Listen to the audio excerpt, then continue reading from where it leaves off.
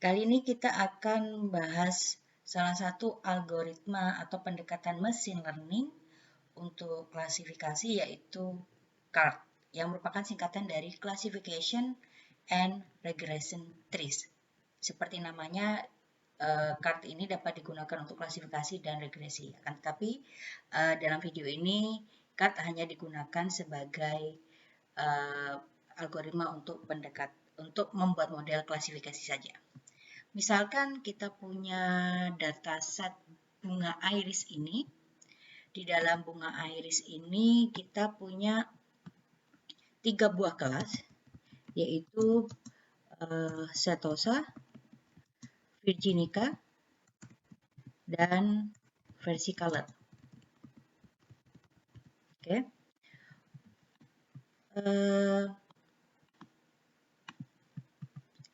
Dataset iris ini diklasifikasikan menjadi Setosa, Virginica, dan Versicolor berdasarkan dataset yang sudah ada. Ini dibedakan melalui 4 buah fitur, yaitu sepaleng, ada sepaleng dan width-nya, serta petaleng dan width-nya. Ini adalah fitur dan kelas dari dataset iris flower atau bunga iris yang nanti bisa diambil dari Scikit, ya, dataset yang disediakan oleh Scikit. Oke, bagaimana CART ini digunakan untuk mengklasifikasi suatu data? Misalkan ini adalah tree yang sudah kita bangun berdasarkan data pelatihan. Kita punya data, misalkan kita mau mengklasifikasi bunga apakah ini, klasifikasi bunga apakah ini, maka fitur-fitur yang terdapat dari bunga ini, yaitu sepaleng, sepalwidth, petaleng, petalwidth, kita masukkan ke dalam model yang sudah kita bangun melalui pelatihan. Oke, misalkan dari model yang kita bangun, node atau root node yang pertama ini mempunyai kondisi apakah sepalengnya kurang dari 5,45. Jika iya, maka dia masuk ke node sebelah kiri, jika tidak, masuk ke sebelah kanan. Dan kebetulan di node sebelah kiri ini sudah langsung berupa leaf, sehingga tidak ada node lagi di bawah leaf ini. Oleh karena itu, ketika sepalengnya sudah memenuhi 5,45, maka dia sudah termasuk dalam kelas Setosa. Akan tetapi, kalau sepalengnya masih lebih dari 5,45, dia akan masuk ke kondisi berikutnya, child berikutnya, yaitu sepalengnya apakah kurang dari 6,35, jika iya masuk ke node sebelah kiri, jika tidak masuk ke sebelah kanan. Jika iya dia masuk ke kelas Virginica, dan jika tidak dia masuk ke kelas Versicolor. Oke, ini adalah contoh bagaimana klasifikasi dengan menggunakan model tree. Sekarang permasalahannya adalah bagaimana kita bisa membangun model tree seperti ini. Bagaimana kita bisa menentukan fitur apa yang akan kita gunakan sebagai kondisi di dalam setiap node-nya. Kemudian selain itu kita juga bagaimana kita bisa menentukan nilai yang tertera pada setiap node-nya. Sepalengnya 5,45 ataukah 6 ataukah 6,35 ataukah berapa. Ini yang akan jadi permasalahan di dalam membangun sebuah model tree. Nanti untuk membangun model ini kita akan belajar terlebih dahulu mengenai Gini impurity dan Gini split. Kita akan bahas mengenai Gini impurity dengan suatu ilustrasi. Misalkan kita punya dataset yang digambarkan dengan warna hijau ini. Kemudian di dalam dataset itu kita punya 4 buah data yang kebetulan semua datanya adalah memiliki label yang sama, yaitu label lingkaran. Tujuan kita adalah mau mengklasifikasikan data yang ada menjadi kelas atau label lingkaran. Oke, ini tujuan kita. Apa itu Gini impurity? Gini impurity adalah probabilitas kesalahan ketika kita mengklasifikasikan suatu data. Berapa probabilitas kesalahan? Misalkan data ini kita klasifikasikan menjadi kelas lingkaran. Oke. Atau berapa sih persen kemungkinan kesalahan yang kita lakukan dalam mengklasifikasikan data-data ini menjadi kelas lingkaran? Berapa persentase kemungkinan kesalahan? Ini. Tentu saja persentase kemungkinan kesalahannya adalah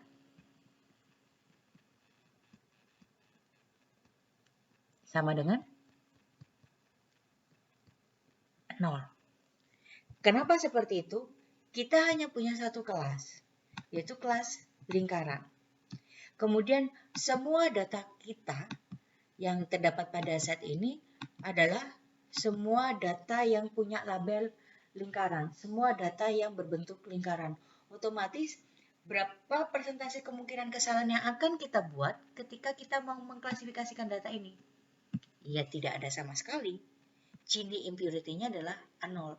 Kesalahan yang akan kita lakukan adalah 0. Oke. So, kita sebut bahwa data set ini adalah pure, murni, bersih. Semua data kita tidak tercampur dengan berbagai macam label. So, impurity-nya adalah 0. Oke, misalkan sekarang kita lihat ada 3 buah contoh di sini. Ada dataset pertama, dataset kedua yang punya 2 buah kelas, dan dataset ketiga yang punya 3 buah kelas.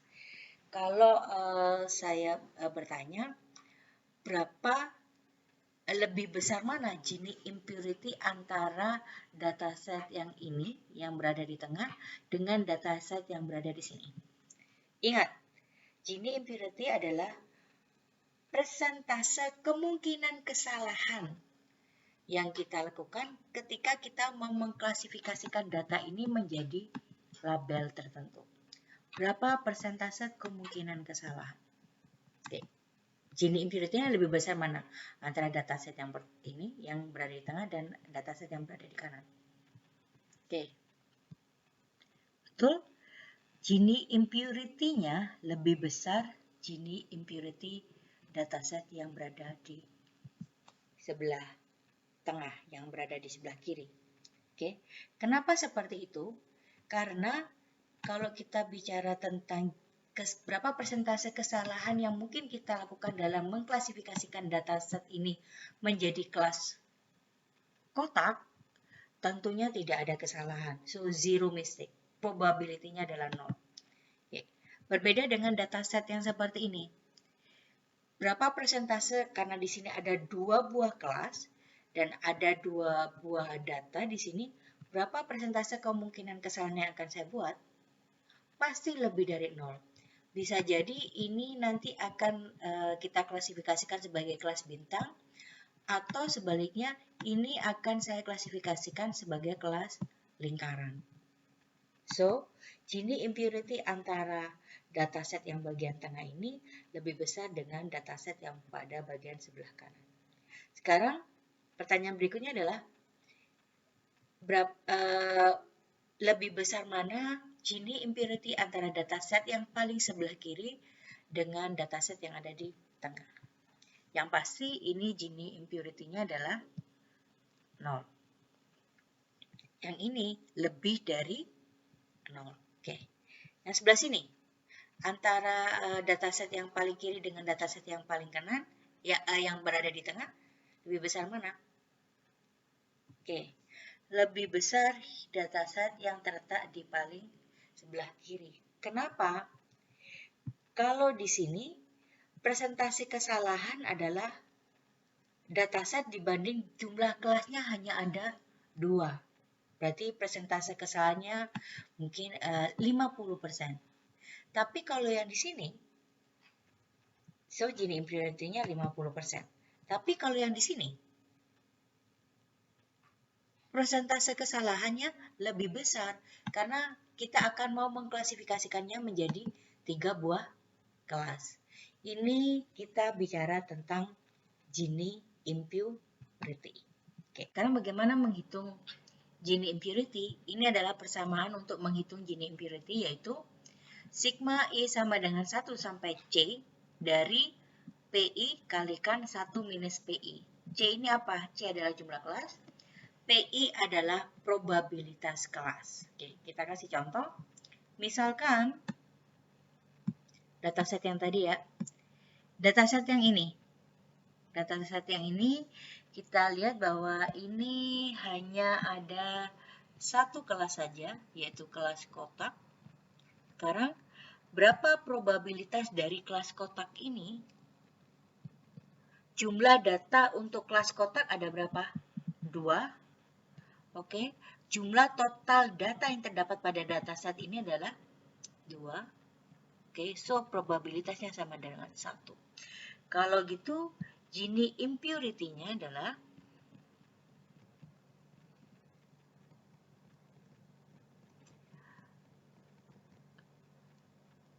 karena cuma ada satu kelas, adalah P1 kalikan 1 minus P1, yaitu 1 kalikan 1 minus 0, sama dengan 0.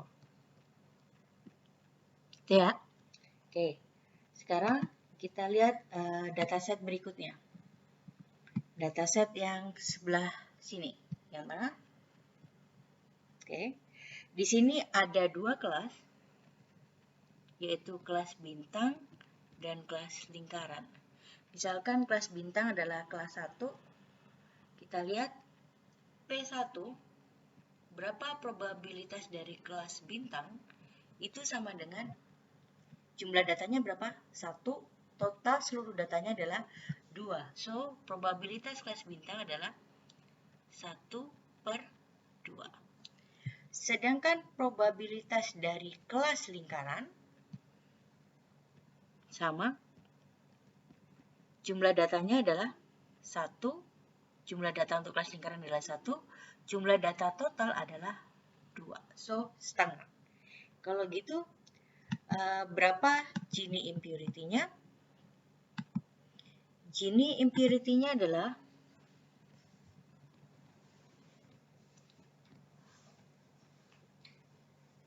P1 kalikan 1 min P1 ditambah P2 kalikan 1 min P2.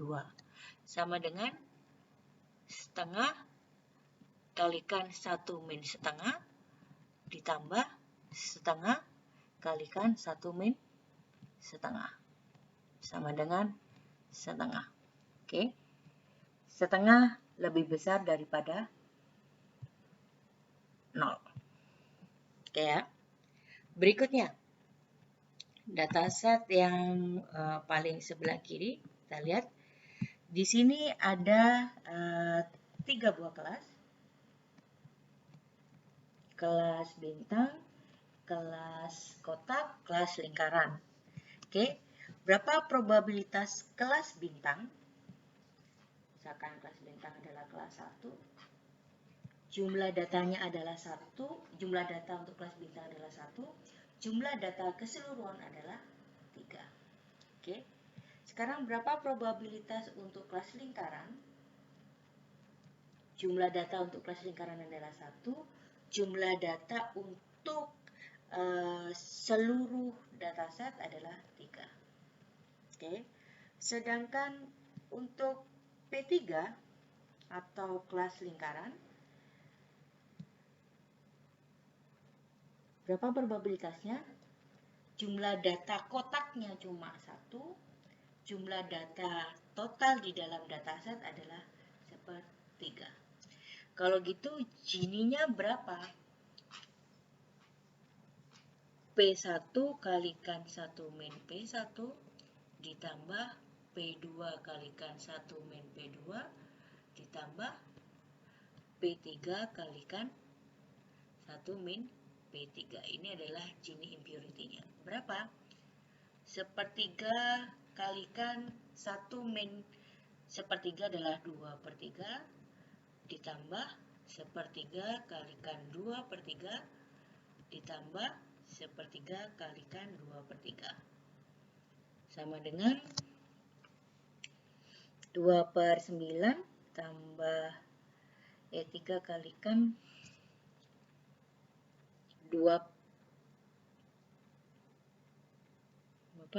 3 kalikan 1/3 kalikan 2/3 sama dengan 2/3. So, Gini impurity untuk dataset yang ini adalah 2/3, sedangkan yang tengah adalah setengah, dan yang pojok tadi adalah 0.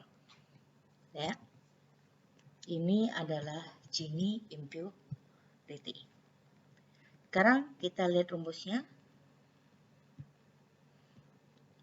Oke, kita lihat rumusnya tadi. Ini adalah rumus Gini impurity.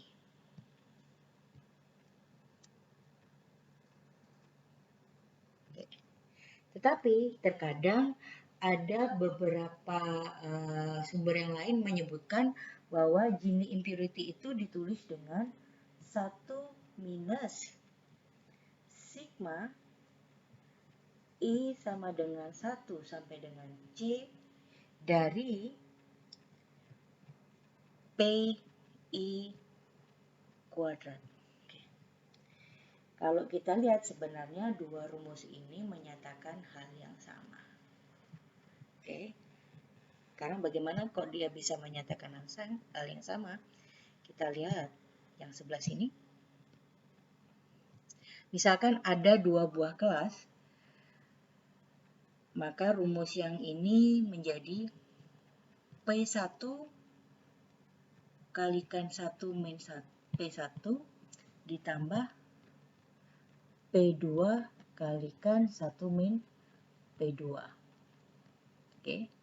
Ini kalau kita kalikan sama dengan P1 minus P1 kuadrat ditambah P2 minus P2 kuadrat. Kita kumpulkan yang derajatnya sama. P1 ditambah P2 ditambah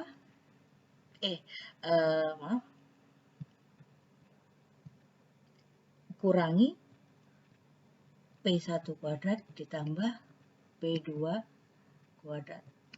Oke. Kalau kita lihat P1 tambah P2 itu pasti sama dengan 1. Dikurangi P1 kuadrat ditambah P2 kuadrat. Kalau kita ambil rumus secara general, maka bisa kita katakan bahwa ini sama dengan 1 minus sigma I sama dengan 1 sampai C dari PI kuadrat. Oke. Ini adalah Gini impurity. Sama dengan yang sebelah sini tadi. Oke.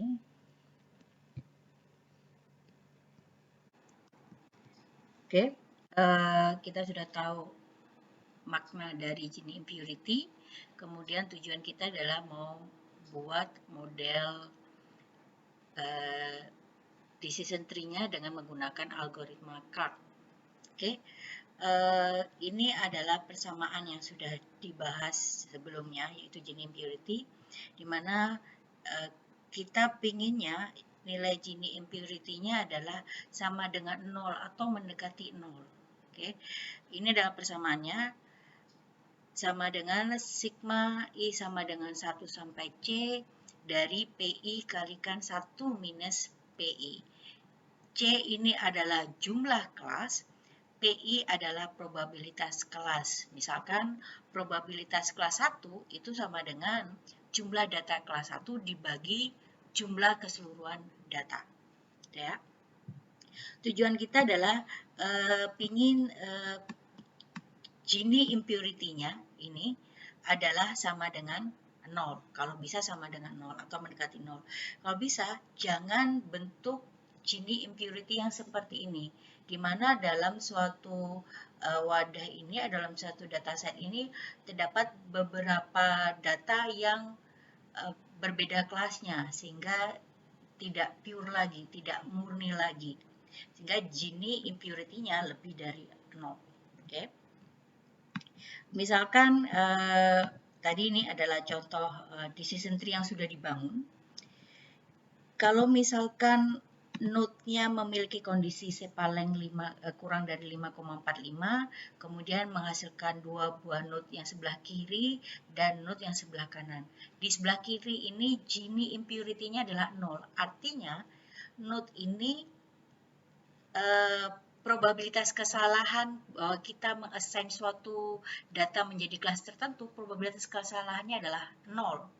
So, kalau sudah masuk node yang sebelah kiri ini, otomatis dia adalah kelas setosa, tidak ada kelas yang lain. Ya. Sedangkan kalau sepalengnya lebih dari 5,45, maka masuk ke sebelah kanan. Di node sebelah kanan ini Gini impurity-nya 0,5. Jadi tidak murni lagi, tidak pure lagi karena nilainya lebih dari 0 sehingga masih ada kesalahan di sana. Apakah data yang kita masukkan ketika memenuhi kondisi sepalengnya lebih dari 545 itu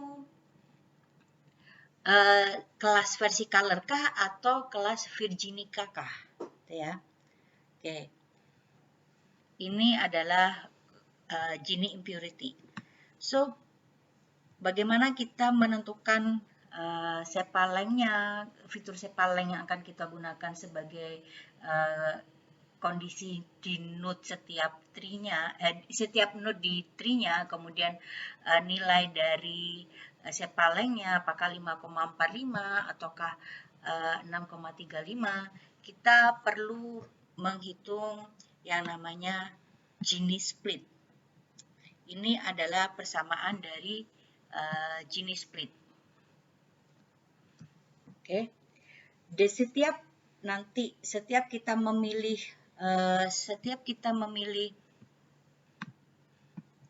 nilai 5,45 dan sepaleng ini, kita hitung berapa Gini splitnya. Seperti tadi, tujuan kita adalah kalau bisa Gini dari setiap node adalah 0, maka kita hitung Gini split dari setiap node ini kita akan maksimalkan. Supaya apa? Gini dari setiap node left maupun node right itu kecil nilainya. Kalau Gini left-nya, ini L itu left, right itu adalah R itu adalah right, node bagian right-nya.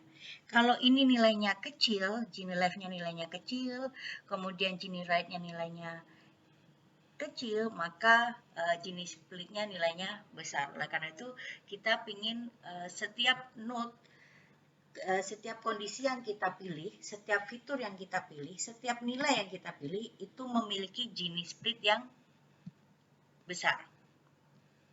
Tujuannya kita adalah supaya Gini split-nya adalah nilainya adalah besar dari setiap fitur dan value yang kita pilih jadikan kondisi di dalam node-nya. Oke, ini adalah Gini impurity dari keseluruhan dataset. Kemudian PL ini adalah probability data di bagian sebelah kiri atau left, yaitu jumlah data di sebelah kiri dibagi dengan jumlah data keseluruhan dataset. Kemudian Gini L adalah nilai Gini impurity atau kadang juga disebut dengan Gini index dari node sebelah kiri. Kemudian PR ini adalah probability dari node yang ada di sebelah right atau kanan, yaitu jumlah data yang berada di sebelah kanan dibagi dengan jumlah keseluruhan dataset Dan Gini R adalah Gini index atau Gini impurity dari node sebelah kanan atau right. Oke, berikutnya akan kita jelaskan satu persatu contoh dengan contoh kita menggunakan dataset iris sehingga dapat membentuk suatu decision tree.